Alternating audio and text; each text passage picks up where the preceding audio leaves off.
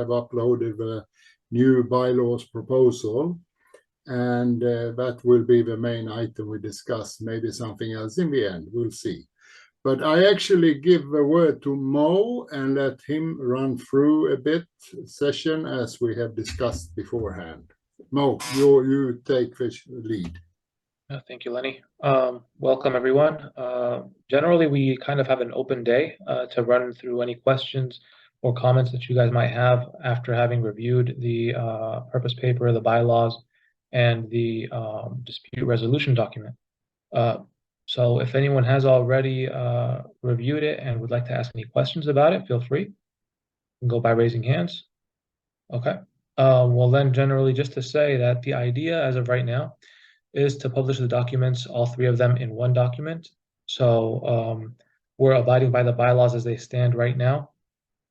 The other part of it is we're going to try to do some summaries of the clauses in the dispute resolution, some layman summaries, so that everyone can maybe have a better idea of what exactly the purpose of those clauses are, rather than trying to understand what they mean. I understand that it's a bit of a legalese in there, and the language is difficult. So understanding the purpose of why they're there might give people better understanding and comfort in the reasoning more than the what the actual content is. That's from one, and from another part, the purpose paper, I believe mostly, as well as the dispute resolution, we're probably going to try to target both of them. We're going to do some flow charts and also have some graphics to go along with them, and also try to help the community understand those. Hopefully by the next elections. We're not really trying to have that done immediately as soon as we submit the bylaws and everything, just because time is not going to permit. But that's the idea, is to basically be able to explain to the next set of chief delegates in a concise and more digestible manner what exactly is going into the bylaws, the dispute resolution, and the purpose paper. That should help in that regard. So yeah, that's the general vision. If there are any questions about that or any of the documents, also feel free to ask. I guess one question I have is what kind of pushback are we getting? What's the main crux of any pushback that we're getting in the community?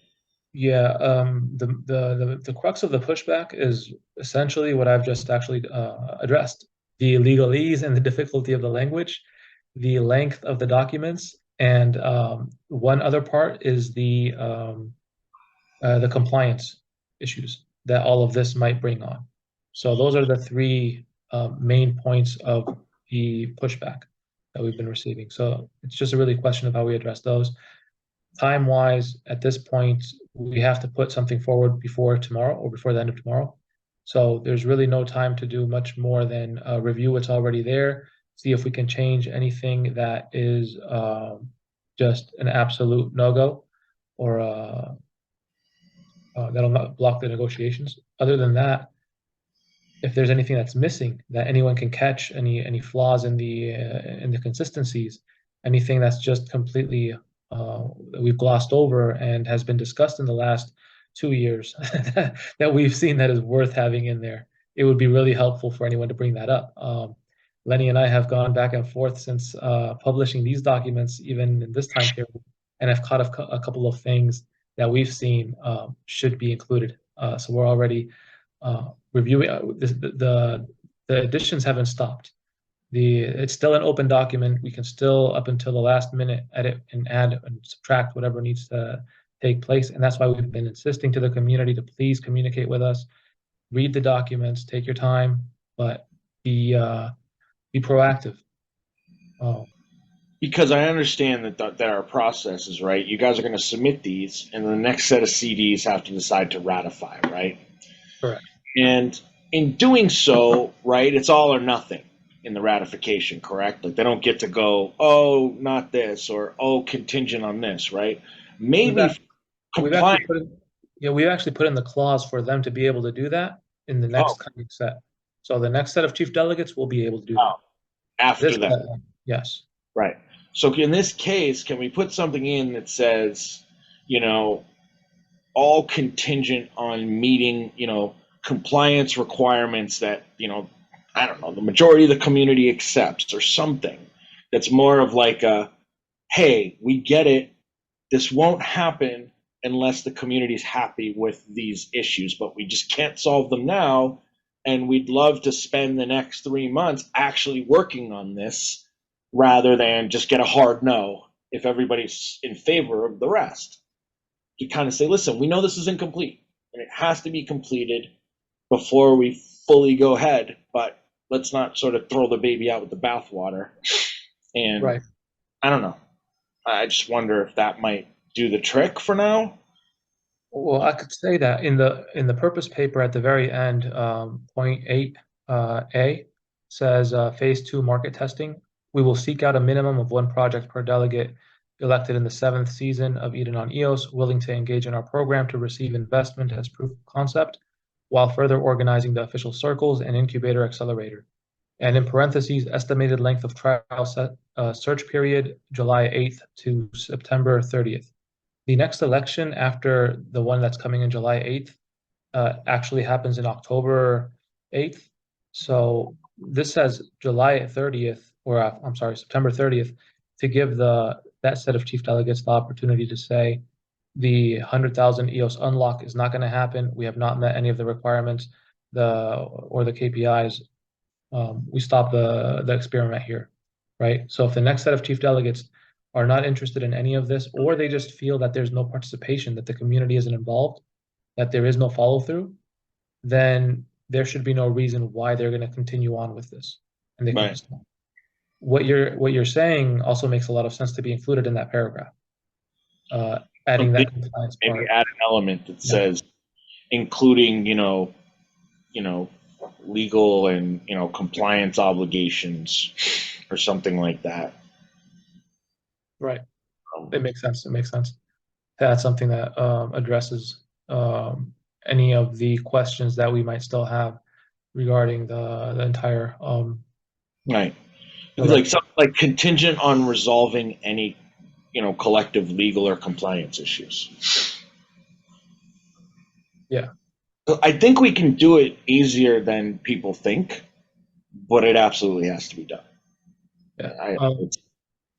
Some of what Lenny and I were discussing, have been throwing back and forth, is the idea that at this point in time, either we trust each other as a community and we're willing to approve this with the knowledge that the next set of chief delegates are going to move in the same direction with the same intent, and we all have the same goals. And this is a living and working document that needs to be edited and perfected as need be. Or we don't, and we just distrust every single person here, and we're not going to pass anything unless we're the same set of chief delegates every single time. So Lenny and I are the only ones that will pass this, or whoever gets elected will be the only ones that will pass whatever document that they feel should be approved. And that's just not a way to run a community. Dominic? Yeah, I agree. I mean, that's what Eden's always needed at some point, for enough of the community, or we'll say the active community, frankly, to galvanize around something, right? Because we don't have the kind of resources where we can pursue, and never had, even at the beginning, 100 things, right? We'd just be pissing in the wind and, or throwing pebbles in the ocean, right? We need to build a boulder, Exactly. something that's going to be impactful, because we've given zero. If I'm advising Eve right now, I don't give Eden another dollar. I would say absolutely not. He has no reason to do so. And neither does anybody else, right? We have to give the community, which ultimately what this is, right? This is the community's cash, right? It comes from inflation that basically originates with the BPs, and whether it comes from the ENF or the ENV or whatever, that's where it came from. We know that. So we're servants of the community, and we're either creating value or we're not. It's pretty simple. And we could be performing a service, that could have been an idea at some point, like maybe this did become some sort of governance thing, but it hasn't, and it has no momentum to do so, as far as I'm concerned. I mean, we're so far away from that. It's far more of a fantasy than anything. But this is real, and this could happen. And I think we could also bring in partners. Really think that could happen, especially if we can get Eden in the Haifa DAO, because there's some neat things we can do in our ecosystems and stuff like you and I have talked about a little bit, Mo, but we've got Prime DAO in there. They just did a Pomelo grant to build their tool that rates projects. It's actually pretty awesome. It's like a due diligence tool. They rated Haifa and a few other projects already. They're going to keep doing more, but obviously we know those guys well. The whole point of Haifa is if you're in a DAO, you can call anybody, and that's expected, right? It's not a cold call. It's hey, I'm another, Haifa DAO. Hey, how you doing? Can we get a call? And it should be, accepted. Exactly. Yeah. But it should be accepted without question, right? At least once. If you hate each other after the call, then it is what it is. But the door should be open, and that's exactly what Haifa wants to get going anyway. As a major segment, we want to bring in a ton of incubators and accelerators if we can, and then funders, right? Because you got to have the fuel for the engines. But we've got a few already, and I'd say more are coming. Definitely will, and I think we're aligned in that, Lenny and I. So we're definitely looking forward to doing something like that and giving the community a little bit more clarity in the direction and getting more people to see the vision. Yep, and I can do something pretty formal so that people don't think I'm full of shit. Show all the stuff, show all the math. We'll probably give you an opportunity already next week to show it. You're not just whatever. Yeah. I'll pull the stuff online. We'll show all the laws and stuff and the rules that matter. All right, guys, have a good one. All right, thank you, Dominic.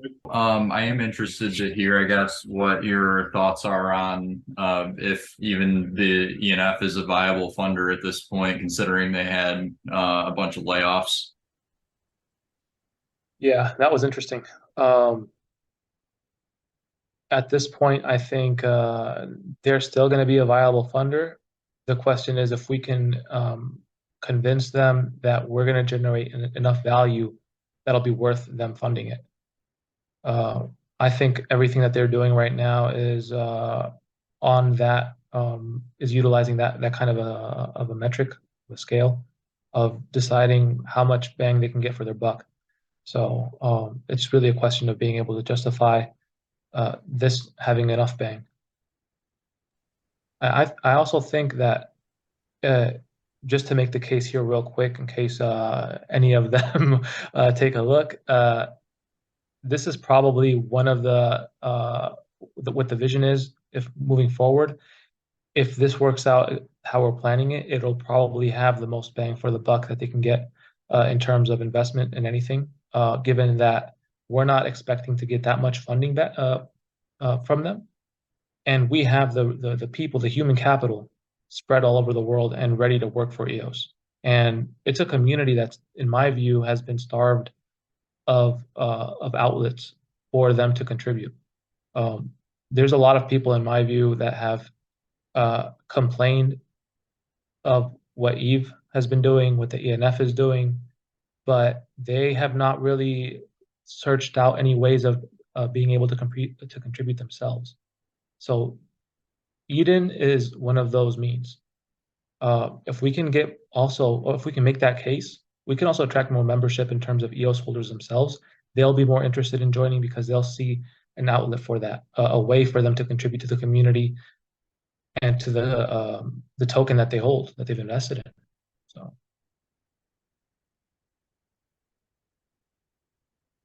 Lenny, did you want to say something?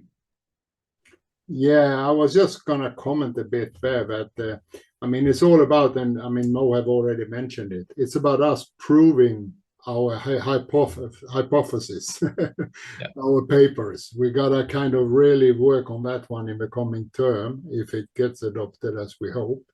And we're, of course, going to try to prepare people more for that important choice of how we're going to move forward. Now, it's only 2 weeks ahead to the election, or a bit more than 2 weeks. And then it will be the work starting in proper fashion during the next term. because it's not about, so to say, emptying the treasury fast or anything. We're kind of holding off, as you have heard, the locks. Those that have read the documents and been in over meetings, that's the progress we're expecting. And next term, the term 7, will be very vital to determine how we do ahead. And also, in case anyone wonder, Adam mentioned, we talked yesterday, we are talking, me and Mo, with block producers in different settings, different times, meetings, because we want to have their feedback, their views on this as well.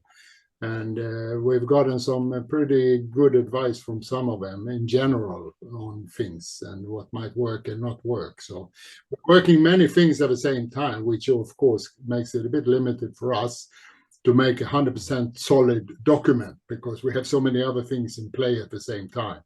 But comments are watched and looked at, and as we see fit, we incorporate them in the documents before uploading. Thanks. What's the role going to be for the tech circle? Like, how does tech circle and the purpose of the community ties up? Like, if anyone can, like, maybe more, then you can throw some light, like how you have thought about it. There's a few different roles or different jobs that the tech circle will address. First and foremost, I would say maintaining the code for EdenOnEOS, sourcing work from the techs and the developers in that circle. So we hope Edenia also works more closely in that circle, and whether or not they're the sole contributors or people that are most responsible, that might be up for grabs, I guess. If we're issuing out bounties and asking the developers in the circle to address those bounties, that could be one way of addressing those issues that we have in the community. It doesn't necessarily have to be one team, and that would allow for more people to become more experienced with the code, familiarize themselves with the EdenOS. I understand it's a difficult code to deal with, from what I've heard. So having bounties and opening up the RFP process more to different developers, I think that would be beneficial in my view. We kind of have done that in terms of consulting. So up until now, we've kind of seen a little bit of it, where from the tech dev circle, we've asked questions in terms of its integration with Haifa and how we would go about that. There's been other developers within the community that have also commented and helped with giving us more clarity on issues within the code, and with regarding elections and such. So it's really a question of getting them into one circle, also allowing them to network with each other, which I think is also beneficial for the community. Other projects can grow out of that, and more tools can be built for EdenOS, and whatever other tooling that we're leveraging or programs, such as the Eden Fractal or Haifa. Then apart from that, there's one more part of it. So if we're bringing in projects from the outside, and we're bringing them into the incubator, they might need help with things that they're doing. So if they have a pool of developers that they can source from, I think that would be very helpful as well, not to mention the networking aspect of that. So Cool. Sounds good.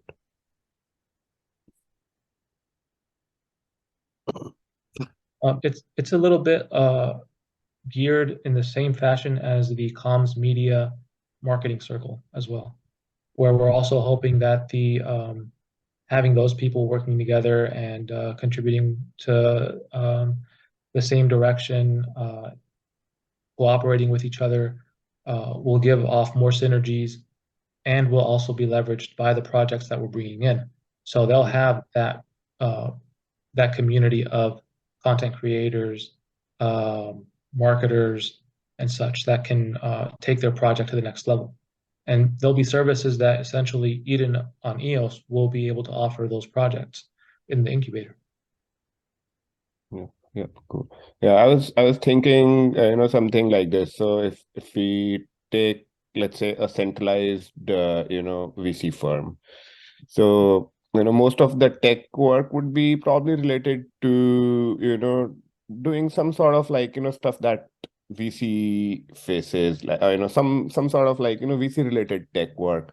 So, um, so, and the tech circle that, I think you gave a pretty, satisfactory answer to me, at least, figuring out, they will kind of, do these work on these integrations, plus other networking and stuff.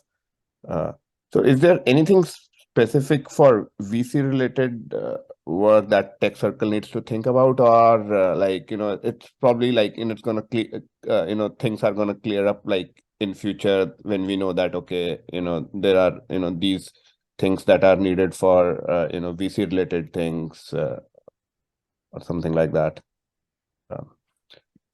VC related, I don't know how much the tech side of it can do, just because I think it's more of the financial circle that would be handling that aspect of it. I mean, the way that I'm viewing it, maybe you can also shed some light if you see something that I'm not seeing. But it's more about bringing in funding, and then connecting it with the projects coming out of the incubator. So from that part of it, however, in the last few days, what I was familiarizing myself with was actually that there's programs out there that can facilitate accelerators and incubators and people coordinating with each other. So that's interesting as well. Kind of keeping the metrics and KPIs and all of that kind of stuff visible in a cloud type of manner for all of the members in the organization. So that could be interesting for the tech dev side of it, and them maintaining that, or even creating it if possible. That's something of interest. Cool. I don't know. Did you have anything in mind, or did you think of anything that you could? I'm trying to what comes to my mind is I would love a DAO to be really cohesive, all the circles kind of feed into the purpose, and I think it's still early days. I'm pretty sure this purpose, the new purpose that you're proposing, would need some tech inputs as well. So I think with time it will become clear how tech can add value to the bigger purpose. So yeah, I mean, still early days, wanted to bring this up so that to see if anyone has started thinking in that direction, that a VC firm would probably need this kind of special tech. Just giving example without not very clear. So on what exactly that tech would be, but was just bringing this up to see if some thought has been given to it. Yeah, I think that would go with in hand with that what I was saying about finding a program or UI that would facilitate the metrics and KPIs, and kind of following the project, distributing the tokens once a project has gone through the incubator and issues a token and goes to the delegates and everyone that's been involved in that project. So there is definitely going to be a part of this that needs to be coded for. And I think having that tech dev circle is going to be very interesting to maintain and keep those people engaged in what's going on because of that. Cool. Lenny, did you want to? Yeah, just to add a little bit, it's I would say it's definitely in the mind of both me and Mo, but that is in future. It's further beyond getting over the first hurdle of proving our hypothesis and getting it going. And I kind of, in my mind, but we haven't spent time on it at all, within maybe 6 to 12 months, if this works out well, the way we perceive it, or some similar fashion, then who knows, maybe the tech dev circle or whatever we will call it or name it might have subsets of developers in certain areas where we are trying to steer things heading forward. We can offer services also to help them. So that will be a bit of networking, whatever. Just don't ask about structure or anything at this stage, because we haven't really had time to sit down and look at it closely. But in my mind, we have a number of different categories of people that actually could help even these new projects in certain areas, and be it in accounting, financial, legal, dev, similar, but that's way ahead yet. We have to go to the first basic steps first to prove our point. I mean, I would even add to that, even if this gets approved in this coming election, that means that the next 3 months, most of everything that happens in that in the purpose paper and the dispute resolution and the bylaws, most of it is probably going to be off-chain, done on Excel worksheets and and that just is what it is. This is because Lenny and I, again, we've gone back and forth a lot on all these things, and it's been discussed. All of this in this coming election, all of this gets ratified, right? So until the next election, it doesn't become obligatory. So if people are interested and they're reading these things and they know that that if you want to be a delegate in the next election, you should have at least 3 or 4 previous elections. You should have attended 3 or 4 of the last elections. This would be the time to get another one under your belt. So you would have more probabilities. And there were what, 75-ish people that attended last time. So it's not a bad number. From 75, there's probably maybe 50 people that have not missed an election, or let's say 30 people that have not missed an election from 2 years ago. So 30 delegates is not bad, considering the fact that at this point we have 15. So cool. Yeah, that was like I mean, I was just looking at it from mathematical point of view, like what would be the actual set that will come out of all these conditions. So if it is 15 or 30, I think it's pretty cool. Yeah, but it was done on purpose to gate the requirements in that manner, so that we get a more engaged membership. That's just been something that we've really been missing. And we also need people that understand what this is about, that have been consistently showing up. If you're not consistently showing up, then it's part of the problem, part of the reason that we find ourselves where we're at right now.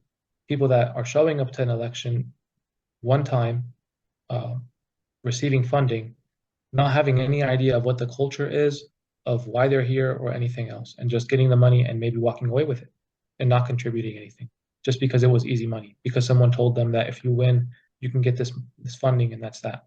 Nobody's going to follow up on it. And where's the trust? Where's the invite someone that you would leave alone in your house? Where is all of these other things that were part of the culture initially? Well, they get lost. So. What's the recommended size for this community? In any case, I think it'd be I think you're right on both counts.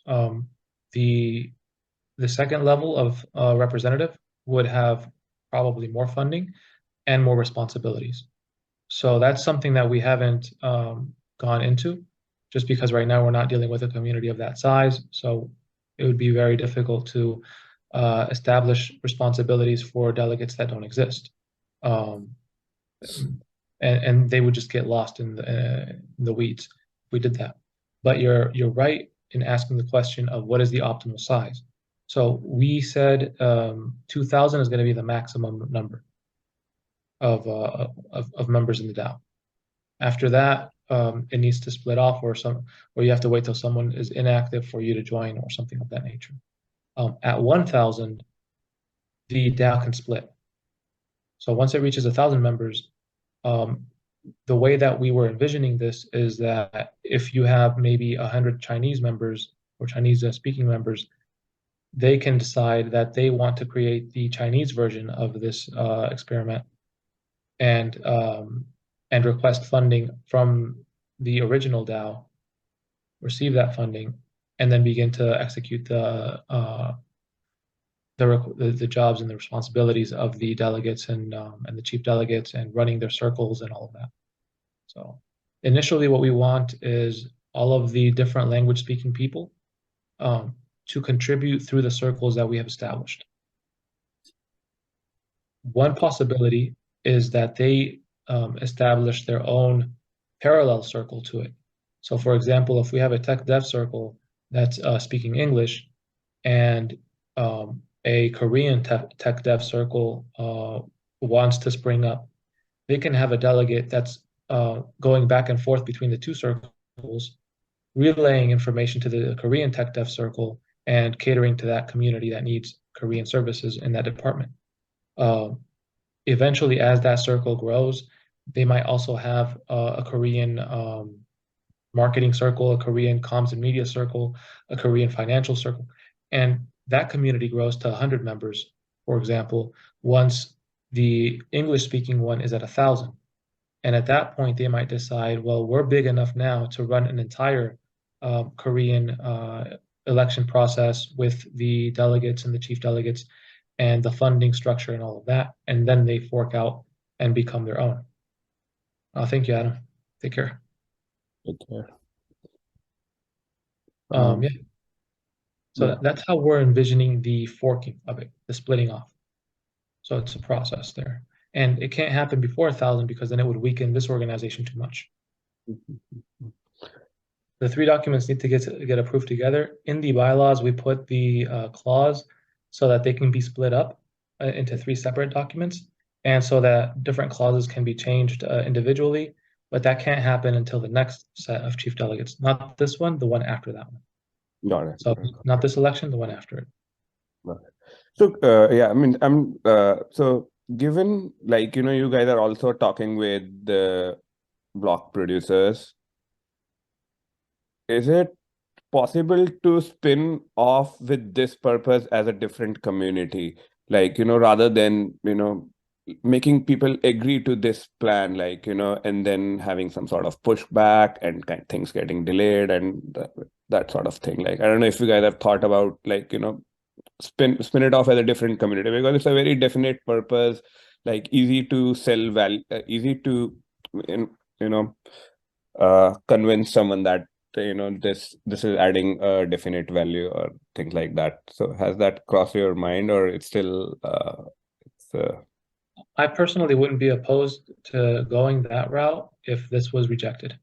If the community did not want to go this way, I wouldn't be opposed to try to sell it as another EdenOnEOS project, or as an EdenOnEOS project itself, and leave this community as the Eden community, as the base Eden community per se, versus doing it the opposite way, where we are trying to morph into the EdenOnEOS community and then fund an Eden community. Yeah. The way that I've I'm sorry, the way that I've understood it, and the better way forward, in my view, is that one is establishing that we've gotten our inflation from EOS, so we are EdenOnEOS for the benefit of the EOS community. And because of that, we have the responsibility to contribute value to that community first.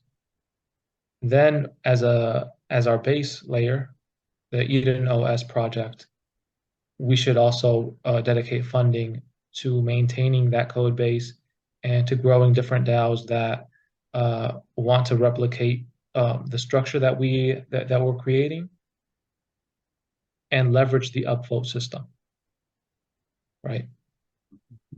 So it's 2 different ways of going about it. I think at this point, the idea that we are Eden in general and that we need to focus on creating value for Eden and building Eden, I don't think anyone has put forward a solid vision for what that is, for what any of that is. And it's just resulted in people taking their funding and building out their personal projects, and then saying that is the vision for Eden, that you're supposed to be able to get funding and build out your project. Well, then you can't ask for funding from the ENF, because the ENF is going to ask you where's that value, and you're going to point to your own personal project, and they're going to say, well, that's not valuable to me or to the EOS community. Yeah, it seems like Thanks, to Mike. me that take it. It seems like to me that there should be some fixed vision, and then based on that things can fork off. So 6 months down the line, somebody can say that instead of this a fund a VC like DAO, we want to make it as something else. Yeah, so that's I mean that's why the value is not, or it's not easy to tell that what value has been added, because things just keeps on changing, that yeah. I mean, I think the way that we're looking at it is we have EdenOnEOS, which is a DAO, and it's within the greater DAO that is Eden. So, but we're building from the smaller DAO, we're building the bigger DAO, or that should be what ends up happening. That's it's in the in the purpose paper, the recommendation that EdenOnEOS needs to be contributing funding to maintaining the EdenOS. So that's one. There's also the stipulation that EdenOnEOS needs to dedicate 10% of its funding unlocks to seeding other DAOs that are leveraging the upload system. So that would be creating other Edens within that bigger Eden. And that's how I'm seeing that we can move this forward.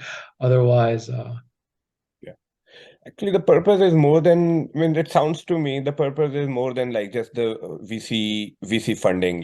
That's what we has been, or maybe I'm just using the wrong word, VC funding, just to incubate project. The purpose is more than that. Now that I understand, once I hear you, so this is, you could call this the engine. Yeah. Basically, I think it's an additional purpose that we are kind of creating, which is gonna create other such DAOs.